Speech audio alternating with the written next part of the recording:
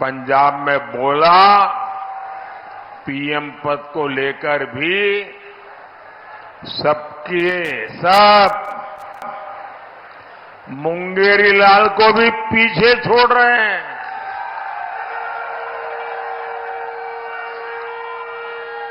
इनके सपनों की इंतहा देखिए। कांग्रेस के एक नेता ने कह दिया कि रायबरेली के लोग प्रधानमंत्री चुनेंगे। ये सुनते ही समाजवादी शहजादे का दिल ही टूट गया। बस आंसू नहीं निकले, लेकिन दिल के सारे अरमा बह गए।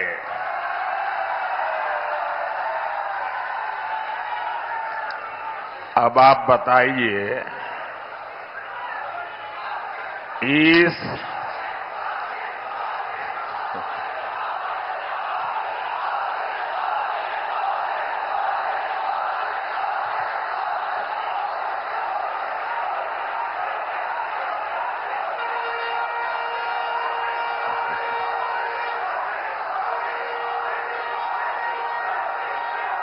आप सब लोग इतने तेज तरार है कि सारी बात इशारों में समझ लेते हो।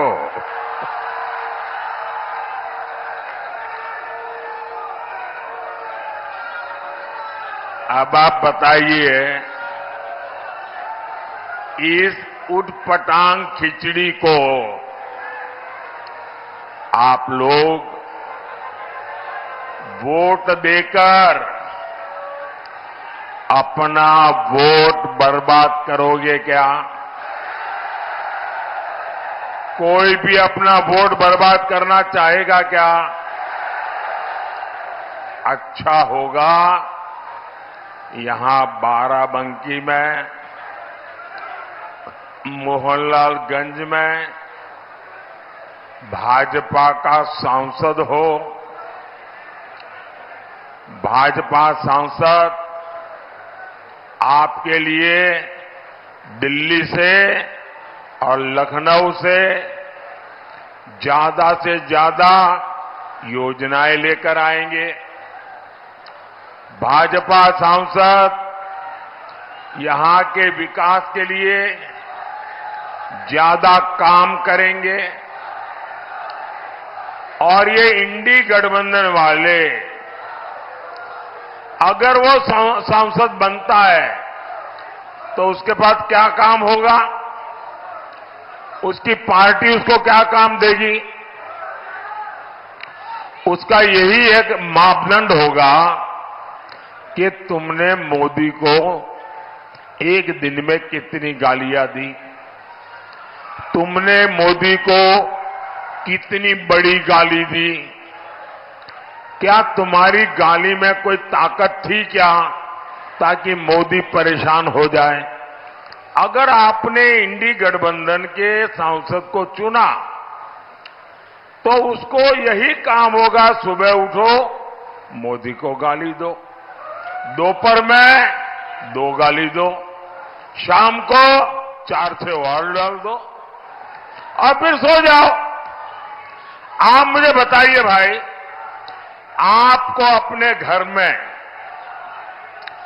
अगर किसी सहायक की जरूरत पड़ती हो, आपके दुकान में, आपके व्यापार में, तो आप उसको लेंगे और कहेंगे भाई ये 10 काम करने हैं तुमको, तुम्हें इतना तनख्वाह मिलेगा, मेरे ये काम तुझे पूरे करने हैं। कोई ऐसा आदमी रखेगा कि भाई तुमको मेरी दुकान के बाहर खड़े रहना है और सामने वाले को बस गाली देते रहना है? इसके लिए कोई तनख्वाह देगा क्या? इसके लिए कोई किसी को रखेगा क्या? कोई समझदार आदमी ऐसा करेगा क्या? क्या गाली देने के लिए हम किसी को रखते हैं क्या? तो गाली देने वालों की जरूरत क्या है भाई? आपको तो काम करने वाले सांसद चाहिए, आपका भला करने वाले सांसद चाहिए। 5 साल मोदी को गाली देने वाले नहीं, क्षेत्र का विकास करने वाले सांसद चाहिए। और इसके लिए आपके पास एक ही विकल्प है, ओनली कमल।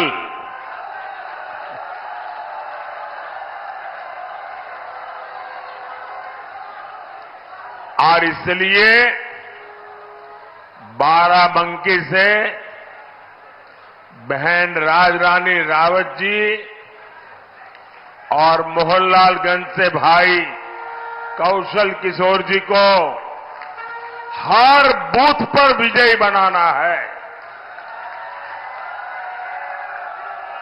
साथियों, जब देश में दमदार सरकार होती है तो फर्क भी साफ साफ दिखता है। कमजोर सरकार का क्या है? आज है, कल नहीं है। कमजोर सरकार का पूरा फोकस इस बात पर होता है कि किसी तरह उनकी गाड़ी चलती रहे, समय पूरा हो जाए। आप मुझे बताइए, यहां नौजवान भी है, किसान भी है, तो बड़ी आसानी से समझ जाएंगे। आप मुझे बताइए, 100 सीसी के इंजन से 100 सीसी के इंजन से आप 1000 सीसी की रफ्तार ले सकते हैं क्या? ले सकते हैं क्या? आपको विकास की तेज रफ्तार चाहिए तो वो सिर्फ दमदार सरकार ही दे सकती है, बीजेपी सरकार ही दे सकती है। साथियों, भाजपा की दमदार सरकार का मतलब क्या होता है, ये हमारा अवध बेहतर जानता है, उससे भला अच्छा और कौन जान सकता है। यहां बाराबंकी से लोग राम नाम वाली ईंट लेकर अयोध्या के लिए पैदल निकले थे।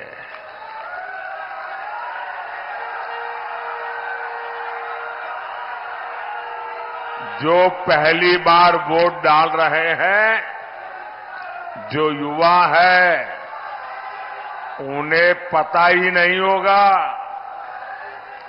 500 साल के इंतजार के बाद,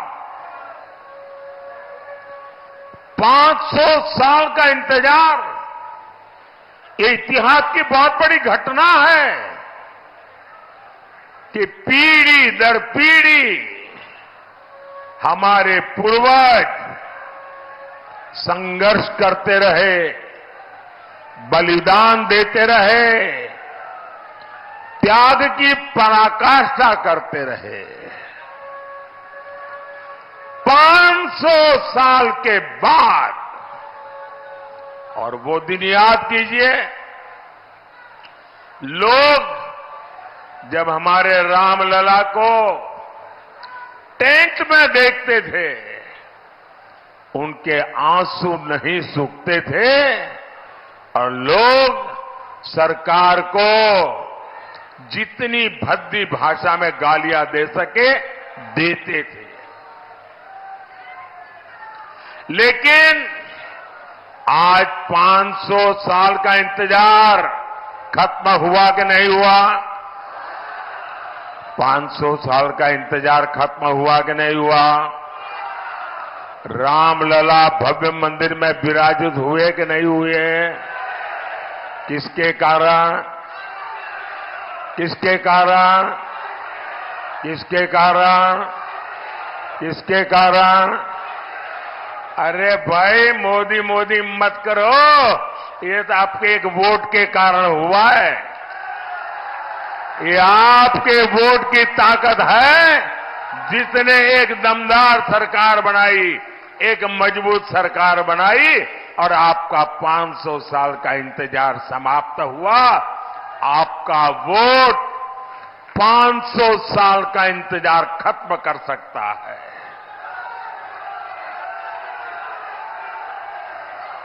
और इसलिए भाइयों बहनों,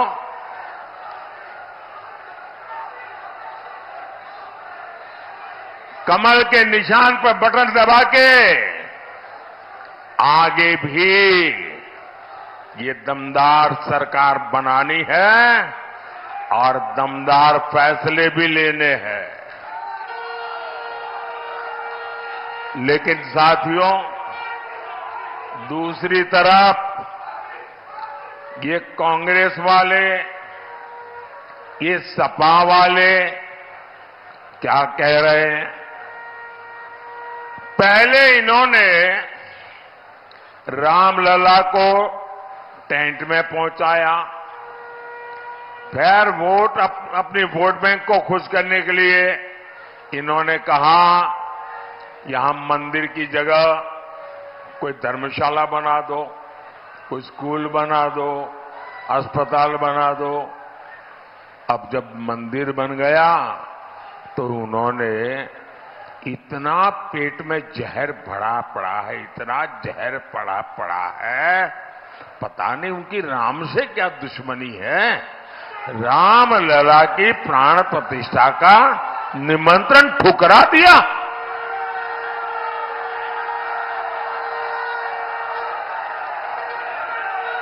अब यहां सपा के बड़े नेता यहां तक कहते हैं, और वो भी रामनवमी के दिन कहते हैं, ये राम मंदिर को बेकार बताते हैं, भद्दी भद्दी बातें करते हैं। और कांग्रेस तो राम मंदिर पर सुप्रीम कोर्ट का फैसला पलटने की तैयारी कर रही है। सपा कांग्रेस वाले, जब मैं ये कहता हूं ना कि भाई कांग्रेस में ही रहने वाले एक नेता ने कहा है कि वे लोग ये कोर्ट का निर्णय पलटना चाहते हैं। कुछ लोगों ने, यार ऐसा तो कैसे हो सकता है, भ्रम में मत रहिए। देश जब आजादी का आंदोलन कर रहा था ना, और देश के टुकड़े करने की बात आती थी, तो देश का हर व्यक्ति का नहीं यार, देश के टुकड़े थोड़े होते हैं, देश के टुकड़े होते हैं। हो गए कि नहीं हो गए? इन्होंने कर दिया कि न कर दिया? ये किसी भी हद तक जा सकते हैं जी, इनका ट्रैक रिकॉर्ड ही ऐसा है। इनके लिए देश वेश कुछ नहीं है भाई, उनके लिए तो उनका परिवार और पावर, यही उनका खेल है। सपा कांग्रेस वाले सरकार में आए तो रामलला को फिर से टेंट में भेजेंगे और मंदिर पर बुलडोजर चलवा देंगे। क्या योगी जी से यही सीखना है क्या? अरे जरा योगी जी से ट्यूशन लो, बुलडोजर कहां चलाना कहां नहीं चलाना।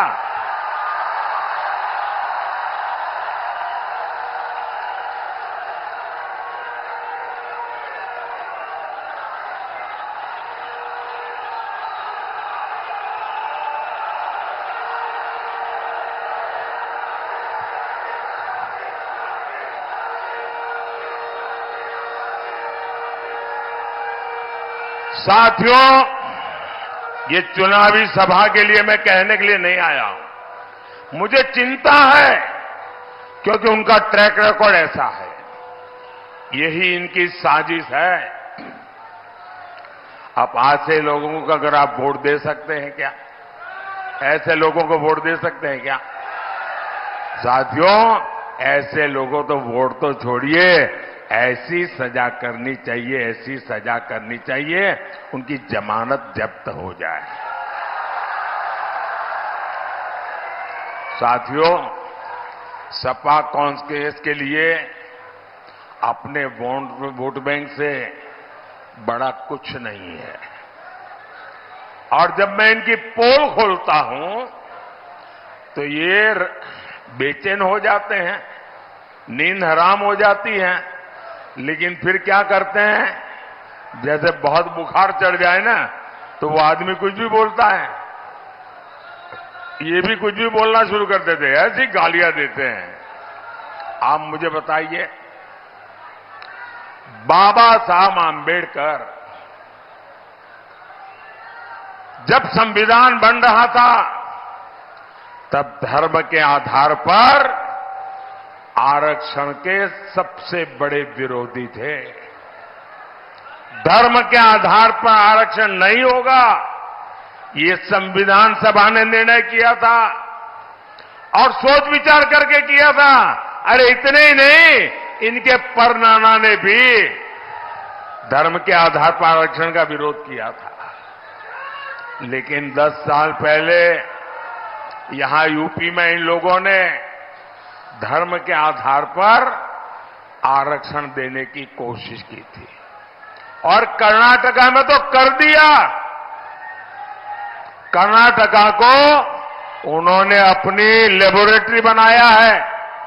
इन्होंने कर्नाटका में क्या किया, जितने मुसलमान थे उन सब मुसलमानों को रातों रात ओबीसी बना दिया, थप्पा मार दिया, कागज निकाल दिया।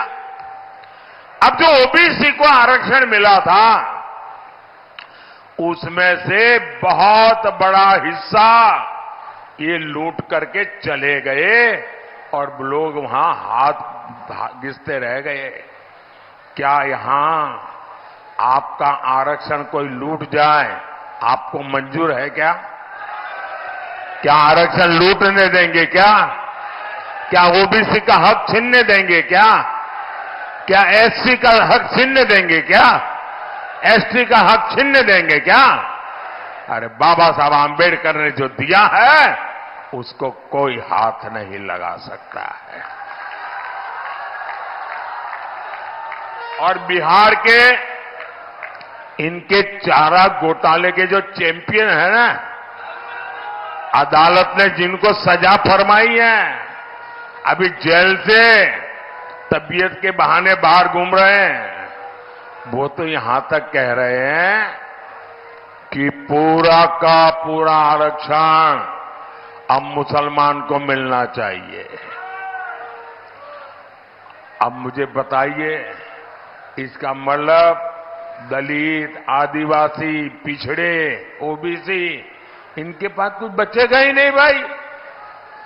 मैं आपकी रक्षा करने के लिए, आपके अधिकारों की रक्षा करने के लिए 400 पार मांगता हूं आपसे।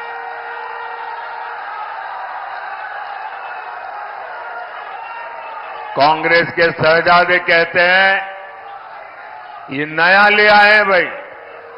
वो कहते हैं कि आपकी कमाई का एक्सरे करेंगे, मतलब आपका लॉकर में क्या है, आपकी जमीन कितनी है, गहने कितने हैं, सोना कितना, चांदी कितनी, आपके मंगलसूत्र कहां है। वो लूट चलाना चाहते हैं। वो क्या कहते हैं कि आपके पास जो है आपसे लेकर के जिसके पास नहीं है उसको दे दिया जाएगा।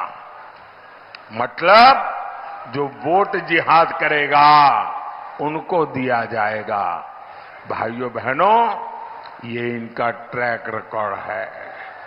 सपा कांग्रेस तुष्टीकरण के आगे घुटने टेक चुकी है और मोदी जब इनकी सच्चाई देश को बता रहा है तो वो क्या कह करते हैं, और ये लंबे समय से उनकी इकोसिटी में उनके बेईमानी को अगर आप बेनकाब कर दो, उनकी घोर सांप्रदायिकता को बेनकाब कर दो, उनकी वोट बैंक की राजनीति को बेनकाब कर दो, दिन रात हिंदू मुसलमान करने वाली उनकी सोच को बेनकाब कर दो, तो वो कहते हैं मोदी हिंदू मुसलमान करता है। अरे मोदी तो बोलना पड़ता है तुम्हारे पापों का ये पूरा इतिहास देश को बताने के लिए।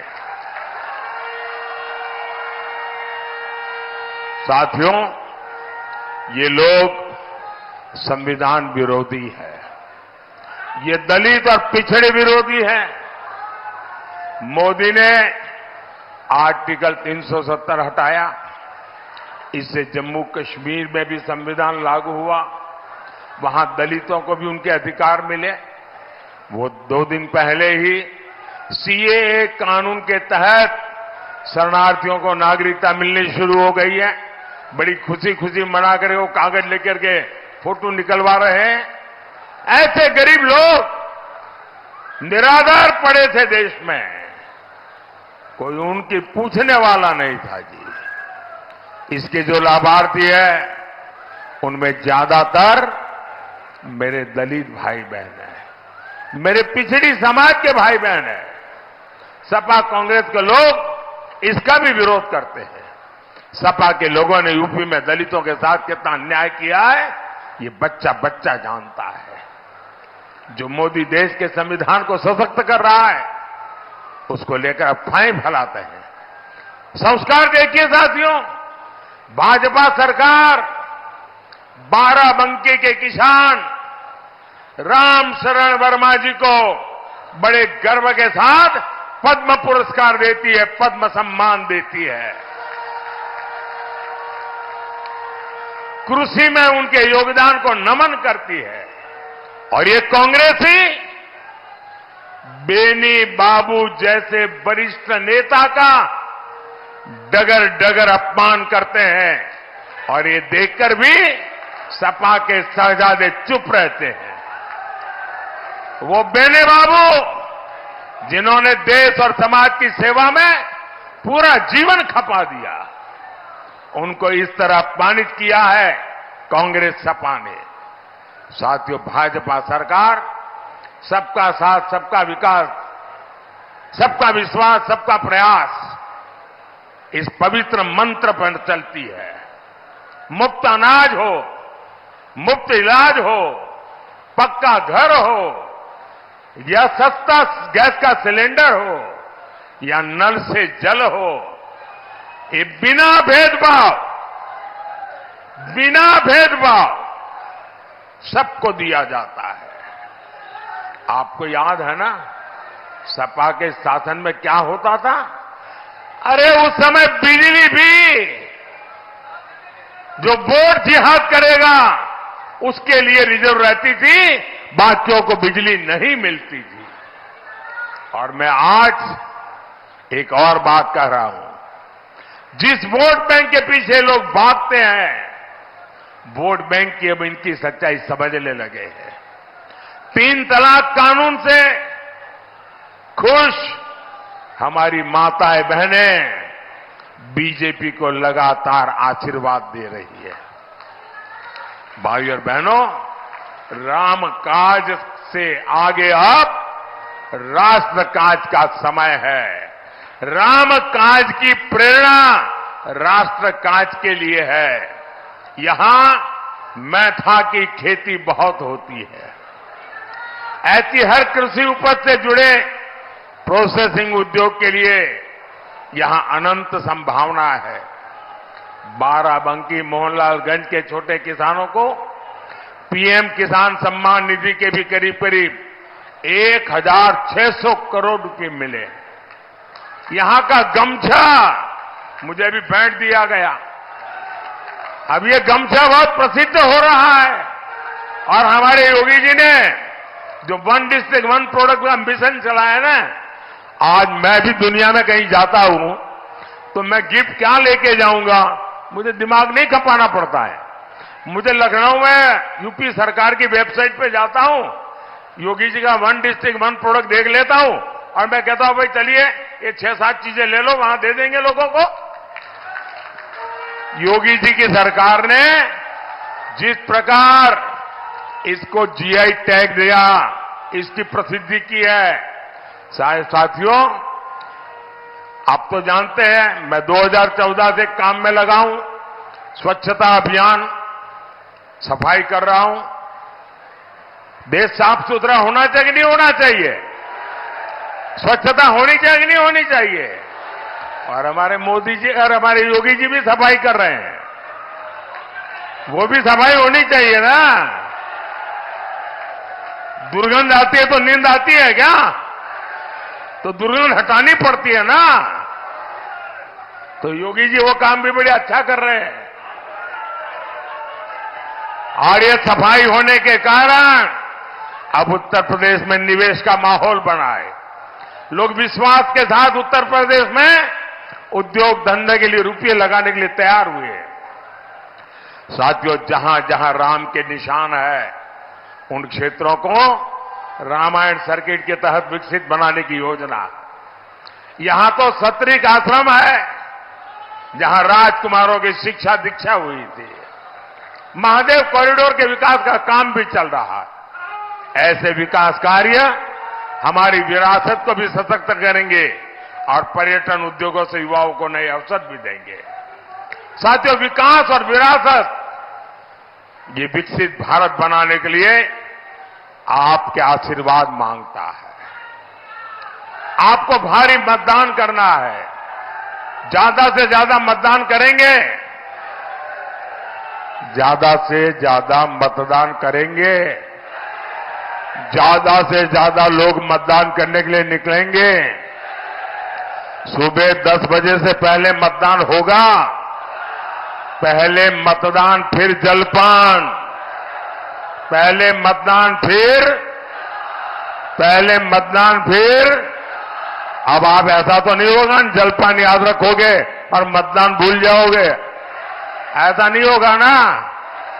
अच्छा, पोलिंग बूथ जीतोगे, सभी पोलिंग बूथ जीतोगे, पुराने सारे रिकॉर्ड तोड़ोगे।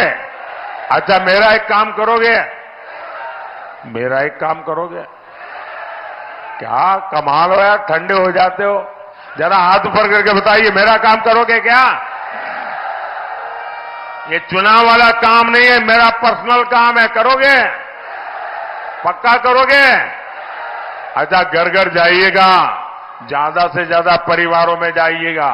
परिवार में हर बुजुर्ग परिवार के मुखिया के साथ बैठिएगा, उनको कहिएगा मोदी जी आए थे और मोदी जी ने आपको राम राम कहा है। मेरा राम राम पहुंचा देंगे, हर घर में पहुंचा देंगे। बोलिए भारत माता की, भारत माता की। बहुत बहुत धन्यवाद।